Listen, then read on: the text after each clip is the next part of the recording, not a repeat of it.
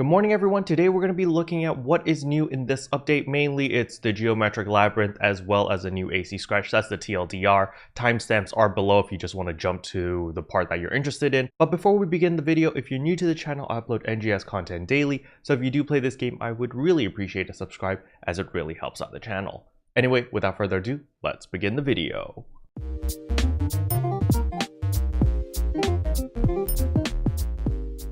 So the first thing I want to look over is of course the event schedule. So today is April 20th, Wednesday, and you can see that the Trainius Challenge Mission campaign has started. This is simply the Geometric Labyrinth, and there's a bunch of limited time missions to hit specific scores. So I think it's like 500,000, 1 million points, da-di-da-di-da. So this is definitely something to work towards, as I do believe it gives you those Kavaris expedition tickets, which are going to be very, very useful very soon. So you want to hold on to those and hoard those. I know there's 3 side quests that are pretty annoying. It's like get a cuckoo weapon to plus 40 and get like a bunch of different weapons to plus 40.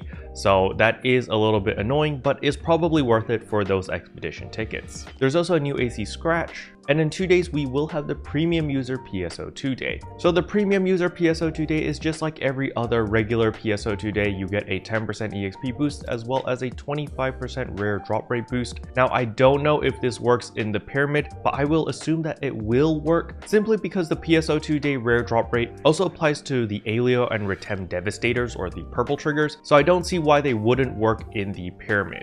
Now, before we jump into the new AC scratch, there are some changes with the Jetboots PA Surging Impulse.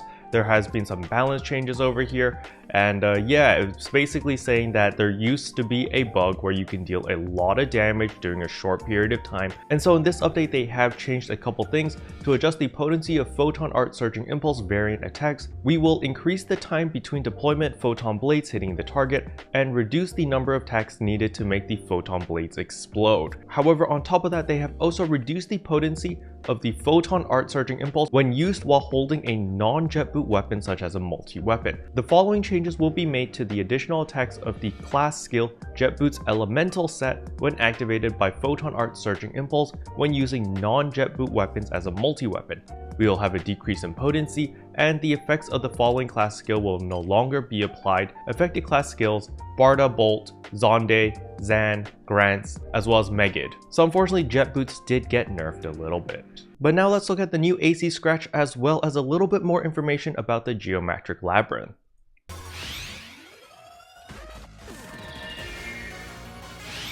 So this is the new scratch coming out, Gilded Glamor. It's a two-toned type of outfit. Looks pretty nice. This kind of reminds me of the Shinobi outfit, which I quite like. This is new. This is a Chinese embroidered type of clothing. Very fancy. I like the hair. I really like how the hair is all two-toned like that. It's really, really cool.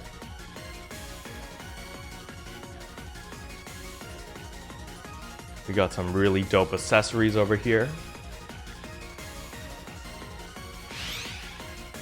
The Explorer pose. This is the one that I want. Emote scroll.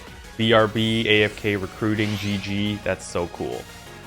Got some new idle animations, new motion jumps, and of course the jump kick, which is amazing. And we've also got this crossed arm motion dash. Now is of course the Geometric Labyrinth. This is what we're all been waiting for.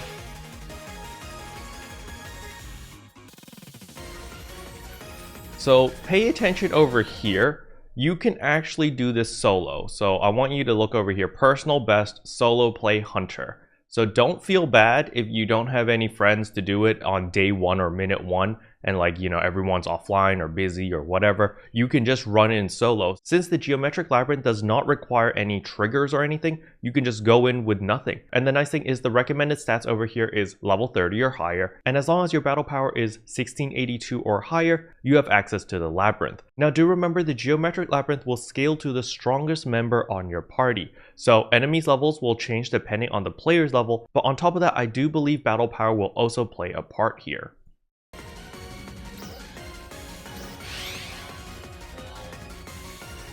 And once you're in here, what you want to pay attention to is, of course, the side missions over here. Because remember, if you fail more than 10 of the side missions, you automatically get kicked out of the Geometric Labyrinth and you automatically fail. So you want to complete the main mission, that's the main objective, but you also want to complete as many side missions as possible or prevent yourself from failing any of the side missions. And on top of that, you also have a score bar over here, which you want to fill up by killing things extremely quickly. And don't forget the Cuckoo Roseate weapons over here give you extra bonuses. It gives you a lot of damage reduction and a little bit of extra damage. So if you do have a Cuckoo Roseate weapon, it's probably in your best interest to use it if you are running the Geometric Labyrinth. And there's a total of 6 floors, so you just work your way all the way up until floor 6, and once you complete the 6th floor, you will get all the loot.